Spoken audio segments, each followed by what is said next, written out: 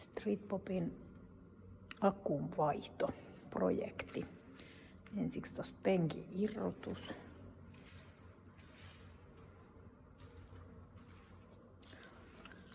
Tuollahan se akku jo näkyykin. Eli tuolla on plussanapa. Miinusnapa lähtee sitten tuolta sivusta. Eli sivukyljet auki. Et saadaan pääsulake pois, ettei hälvyt ala huutaa. Ja sen jälkeen päästään irrottaa akkua. Eli täältä auki nää. Yksi on vaikea kuvata, mutta kun tämä sulakeboksi on täältä irrottanut tuosta koukusta myös pois, niin sitten sen jälkeen suojakuori pois tuossa maassa. Ja sen jälkeen pistetään tuolta virrat päälle, eli ajoasentoon. Sen jälkeen näpätään tästä pääsulake irti ja virrat sammuu ja hälyttimet sammuu. Ja nyt voi ruveta sitten irrottaa akkua.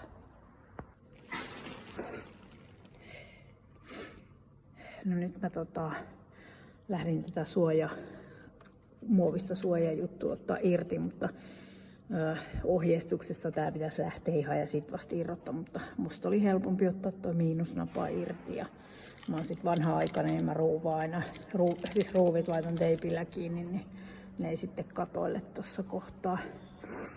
Ja tuolla on alhaalla tommonen klipsi, joka pitää päästää irti.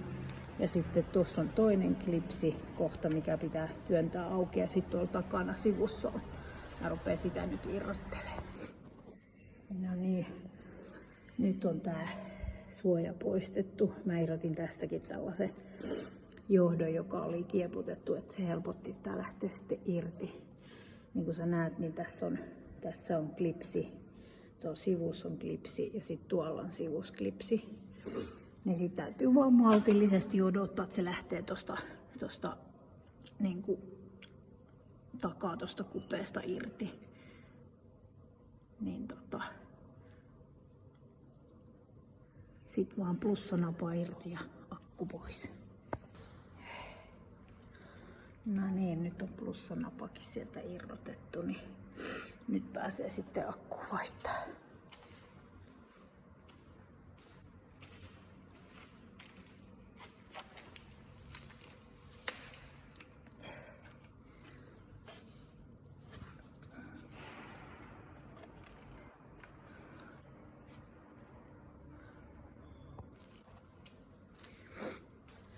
Sitten kun akku on nosteltu ruuvimeisselin avulla vähän irti tuolta, että se nousee, se lähtee liikkeelle.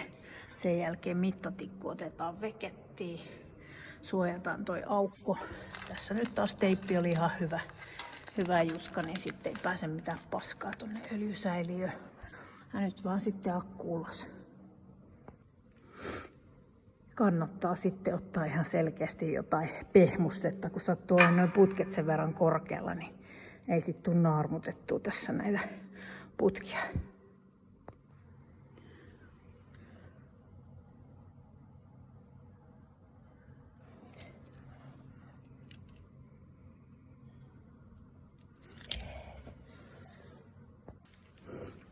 No niin, uusi akku paikalleen ja nyt sitten vaan, se kyllä todellakin meni sinne aika supsikkaasti nyt, ettei ollut mitään ongelmia. Nyt vaan sitten toi öljytikku takaisin ja sitten ruvetaan laittaa sitten se muovijutska tohon päälle ja sen jälkeen plussanapa ja sitten kun tästä on laitettu johdot, niin sitten vaan miinusnapa ja kokeilee.